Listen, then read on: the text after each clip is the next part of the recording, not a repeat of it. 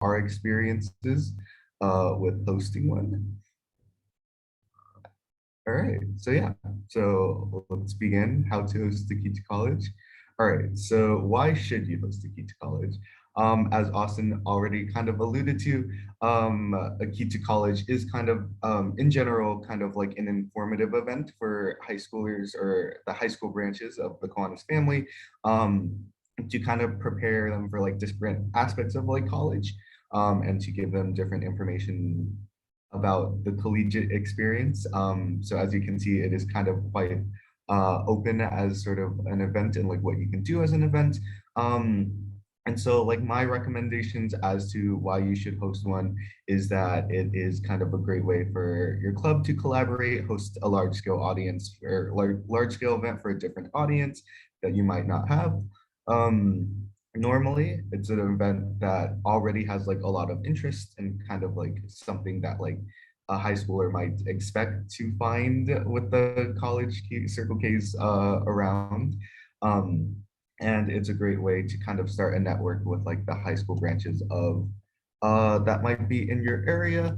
And then also attendees who attend a key to college at a given school usually is very interested in going to the school. So it's a great way for you to like advertise, let people know that like, hey, our Circle K is here at the school, so that if they ever do enter your college in the future, they already kind of know your name and sort of like where to find you. All right. All right. Slides are loading. All right. First up, a little tips about choosing the dates. Um, you want to kind of like at the very start of planning, kind of reach out, introduce yourself to kind of like the SOPs you want to invite. Keep in mind to follow youth protection guidelines when dealing with any like key clubbers or Kiwanis. Um, so between this kind of like information period, you're going to want to find a date that works both best for both your club and the clubs you wish to invite. You do kind of like want to make sure you're avoiding kind of big key club and key wins events like RTC and Fall Rally, because that will very intuitively affect kind of like the attendance size at your events. And again, start communication early. So you can be ahead of certain deadlines, because sometimes the communication process lags a little bit. Sometimes people kind of like reply in like 2 days, um, which is like completely normal. But the point is, you kind of want to start the communication early so you can kind of like settle on a date, settle on logistics early enough to be ahead of certain deadlines. All right, number two are kind of like the rules and procedures associated around um, hosting a key to college. Specifically, I pulled it from the CNH Kiwanis District Policy number 721. You can take a closer look at it uh, in general if you kind of want a little more kind of ideas about like what rules are in place with dealing with other SOP branches.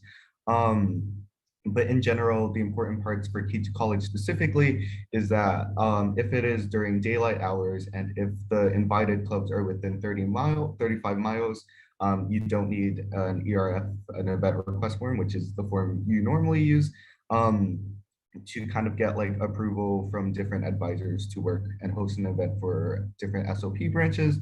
Um, but you are required to advise the regional and district advisors involved at least 1 week advance of your key to college. And again, I also want to kind of stress that this is just like just for key to college or an event I think that like informs about college, like a similar event to key to college. And then if you're doing like any other event with a high school, like a key club or a Kiwins, you are going to need an event request form. You will also collect event request forms from the high school clubs involved, indicating approval from both their faculty advisor and Kiwanis sponsor or advisor. And then if you're really confused or if like you kind of don't know how to kind of like collect these ERFs, again, like everyone in the process is there with you. Don't be afraid to kind of like ask like regional advisors, leadership, etc., to kind of help collect these ERFs or guide you along the lines of like the different rules and procedures. Um, all right, and then finally, there's a chaperone policy that has to happen. Um, Here, I kind of like copy and pasted the policy manual's definition of a chaperone, but the extremely important part is that the chaperone ratio is 1 to 10, one chaperone for every 10 high schoolers. Um, Again, feel free to reach out to your faculty advisor, you know, the club's faculty advisors, regional advisors, sponsored Kiwanis clubs, etc. All right, again, an ERF, an event request form is not required for Key to College if it is within 35 miles, or if the invited clubs are within 35 miles, and if it's during daylight hours. But if you do need one for if like it doesn't fall into those conditions, or you're just like curious about hosting like a different event for like different SOP branches, you can find it through this link. All right, number three, kind of some tips about finding a venue. Um, so I think my big recommendation is doing it somewhere on campus, because high schoolers are kind of, as you might remember kind of from your high school days, are sort of like scouting out campuses already, sort of like doing a lot of tours on their own. So it's like a great way for them to kind of explore and see your campus. And it's also kind of like a big incentive for them to come. Um, that being said, finding a place on campus also, or to kind of host the event, will also depend on the rules and processes specific to each school. And there probably is kind of like leadership within your club who already has experience with booking rooms, um, because you probably have like a general meeting room or a location for your banquets, etc. But in general, like find a venue that accommodates your needs and attendance size, and being willing to adapt. So if you want to do like multiple workshops in multiple rooms, be sure to actually like reserve multiple rooms, or like have a venue that has multiple rooms, reserving a room that allows like catering or eating if you're bringing food, etc. So find one that like is able to accommodate for everything you want to do with your key to college. Here are some examples from UCLA about like where we would go to kind of like reserve a room, and it kind of has like a step-by-step process. Um, if you want to do something on your campus, be sure be on the lookout kind of for that information about like the school specific reservation process. And if you are kind of like booking a venue, maybe not on campus, which then probably, yeah, just keep in mind the if it like kind of is able to handle all your needs, etc. Yeah, I kind of already said this. There'll be like there could be certain dates in advance that you can like book a room or venue. So be aware of these dates and deadlines and plan accordingly. All right. Next up are like tips for budgeting and funding. Based on how much you want to do with your key to college, you might have to like finance some things. So be aware of these costs and budget accordingly. I also quote an example from UCLA one year. Also keep in mind this is pre-pandemic, so some of these numbers aren't going to probably add up for your key to college. Like I think there are like 44 pizzas ordered here. I don't think that's like applicable to most situations. Um, but yeah, so as you can see, this is a budget breakdown. A lot of it had to do with like us wanting to cater food, which again like has a price tag attached to it. There are like facilities costs, um, and there were things associated with us wanting to do sort of like a registration program or like system at the beginning. as well as I think maybe incentives. This was not my year, but I think they did something where like a prize was involved, and it looks like a UCLA backpack.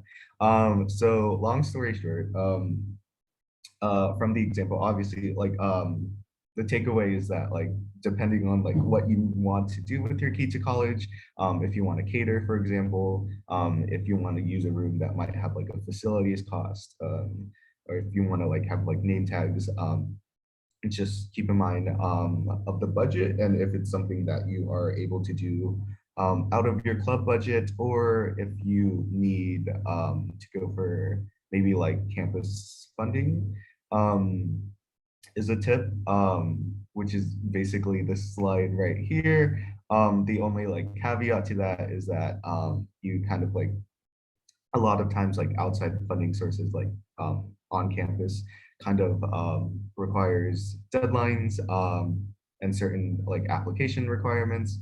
Um, but yeah, so there are a couple examples from UCLA where you can go for events and like apply for funding because they fund different kind of like purposes or and sort of like kind of like some of them kind of from like the office that supports like student life, student activities, etc.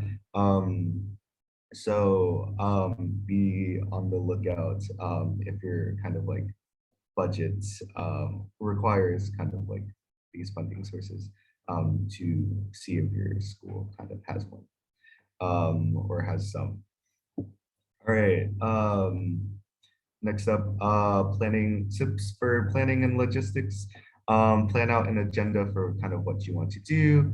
Oh, there's a little bit of a typo on this slide, but that's fine. Get the rest of your club involved to help out. Figure out kind of like what topics, what information you kind of want to share to like your audience. And then here's your chance to exercise a lot of creativity. Here is an example from 1 year from UCLA. We just had like workshops on like financial aid, personal statements, entering the professional world, etc. And then like a question and answer panel. And that's how we kind of structured our day. Here's a couple other examples, like a lot of the same workshops, one on financial aid, one on researching and applying to college, et cetera, et cetera. And then on the left, we kind of have one of the schedules we had like in person. Again, this is pre-pandemic, so it was like a lot more robust. So I wouldn't imagine, I think like post-pandemic events to kind of like that. Um, and then finally, some tips kind of like for promotion. You can work with SOP leadership to kind of help promote to their clubs. Remember to follow youth protection guidelines whenever you're communicating with kind of like leadership from like Key Club and Kiwanis. Advisors can help, et cetera, et cetera. Make sure everyone knows kind of necessary logistics, date, time, location, et cetera. Also, make sure your attendance is consistent with like chaperone requirements or venue capacity. And kind of for these reasons, it might be like really beneficial to consider kind of a sign-up system or a registration system. If graphics and slides are used, make sure they're in graphic standards or standards. Um, and then don't forget to send reminders leading up to the day of your events. All right, and so kind of to conclude, there are also like a lot of tips and tricks kind of presented just now in these past like 20 minutes. So I just kind of wanted, if you were wondering kind of like what is like the core requirements, like minimum, here are like some reminders that again, an ERF is not required for Key to College specifically. Like just Key to College or like an event like Key to College. Again, if it is during daylight hours, if the clubs invited are within 35 miles. But you do have to like advise the applicable regional and district advisors at least 1 week in advance. if conditions do require an event request form, I think like historically, we just like sent one anyway to kind of just keep our advisors in the loop and sort of like it was like much more comfortable for us to move forward with the event, knowing that like the advisors are okay with it. But so if conditions do kind of like require an ERF or if you're submitting one, keep in mind the deadlines for those and the requirements for those, which is like at least 3 weeks in advance of the event. And every time you make a change, it's starts like a new 3 weeks. Um, and yeah, and then make sure to follow the chaperone policy, which is 1 to 10, and make sure every club attending has approval from their faculty advisor and a Kiwanis advisor or sponsor. All right. Yeah, so that's kind of the close for the presentation. I don't know if I can open it to questions or likely if anyone has one. But yes. All right. Oh, I have a question, Jaden, if no one else has. Yes. Has a All right. Yeah, so in your experience with hosting a KETA college, are there any questions, common questions that key clubbers or high school students that you find common to ask that we should be prepared for to answer? Yeah, definitely. I think like financial aid like is a huge kind of like question like a lot of high schoolers have. Um, and so I think it's really beneficial to have like information about like how to navigate financial aid. Also because like obviously based on like certain needs, it's like kind of like really necessary information. Um, but yeah, besides that, in terms of like kind of like what like bases you want to cover and like the collegiate information you share with the high schoolers, this is also kind of like time for you to like exercise some creativity. Um, yeah, we covered the grounds with uh like I don't know. Historically, we've done like stuff like how to write like a personal statement and how to like research and apply to college, which were kind of like the big workshops. All right. Do you mind scrolling back to the location and time? Yes, or well, no, I don't mind. All right. All right. This one, yes.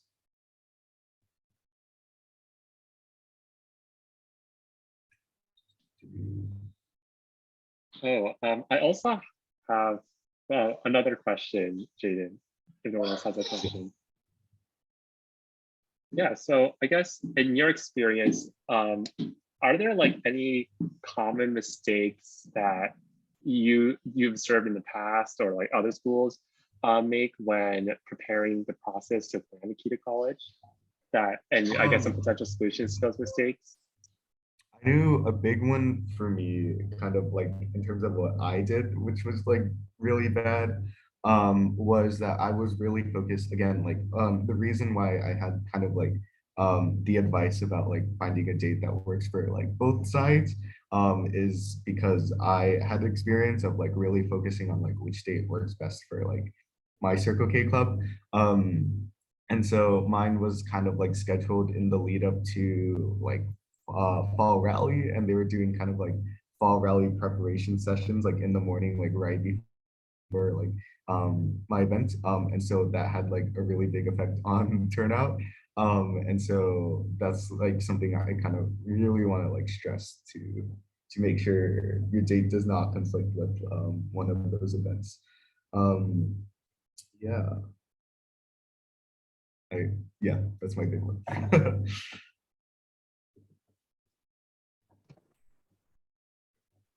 So if I heard correctly, it's or the timing of a key to college is around October or RTC, is that correct? Oh wait, what was that? Oh, if I heard correctly, the timing of like a key to college is around like RTC Octoberish, right? I think so. I think it depends on kind of like when you want to do it. I know like some schools have it in like January or two, or like or at least like last year. Um I guess like speaking from like UCLA's experience, we're really like focused on like the UC application process. And so like our rationale has always sort of been like getting it like right, getting like the event in a timely manner before kind of like those applications are due. So usually kind of like the week after RTC and stuff. Um, which also like I think yeah that should be sort of like college season sort of. So there's no like kind of like requirements about like when you kind of like host them or host the key to college. But like yeah, these might be like some considerations as well, like kind of like this is, you know, like before applications are due, maybe like we'll get like, you know, like more interest kind of like hosting it on this day versus this day. um so yeah, that is kind of like the puzzle to manage in choosing a date. So um, the, or I guess the events aren't run in, or Keith College not run in parallel with RTC, is that correct? Like they run different days? I think it like kind of depends. I think like I remember I think like Janelle, yeah, my friend, I think host one like at like RTC, like in junction with it. Um and I think yeah, I think it is kind of like up to you. Like I think like yeah, a lot of these elements are kind of up to you. I do recommend though, like because high schoolers are kind of like out like touring campuses and stuff like that, and have like an interest in like visiting and like seeing campuses that like yeah, Las Vegas, where Janelle is from. Yeah. Because they have like an interest in like visiting and seeing campus. I think like usually an on-campus location allows you to kind of like provide them that. But again, like outside of like kind of like the core requirements that I had in like the last slide, a lot of this is up to you guys, in collaboration with, again, as like Khadija mentioned, your regional advisors and like applicable advisors, etc.